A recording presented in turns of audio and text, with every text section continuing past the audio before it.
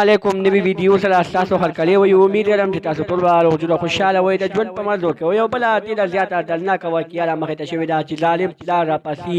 او خپله د 14 کالو نابالغه لور د یو بوډا سړي سره واده کوي.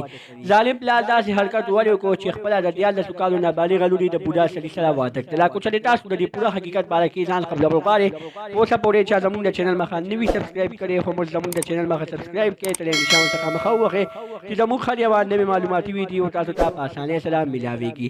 ډېره زیاته دردناکه واقعه رامخې ته شوې ده چې یو ظالم پلار راپسي د یو څو پیسو د یو څو روپو لپاره خپله د 14 کالو نابالغه لور د بوډا سړي سره واده کوي. ظالم پلار دا حرکت د دې لپاره وکړو چې ظالم پلار سره پیسې نه وي د پیسو وږی و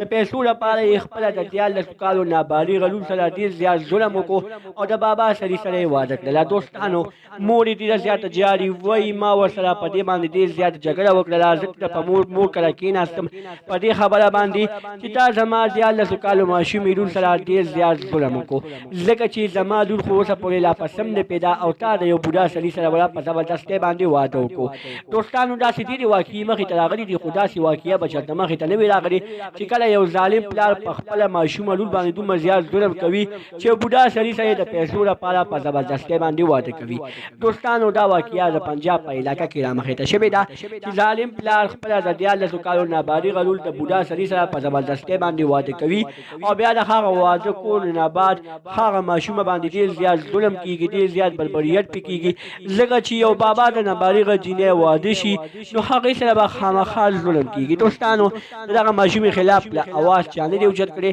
او نه یې دغه پلار له پولیسو کې ګرفتار کړی دی. پلار یې پیسې اخیستې دي او پلار یې تښتېدلی دی اوسه پورې د پلار له اته پته نه لګي چې پلار یې کوم خوا تللی دی خو دوستانو ویل کېږي چې پلار یې نشهیي سړی و د نشې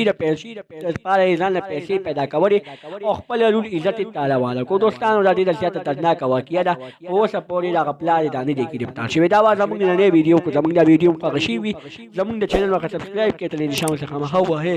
زموږ هر یوه نوې معلوماتي ویډیو تاسو ته په اسانۍ سره ملاویږي. خو همدې سره د نه اجازت غواړو ډلبي الله په امان والسلام.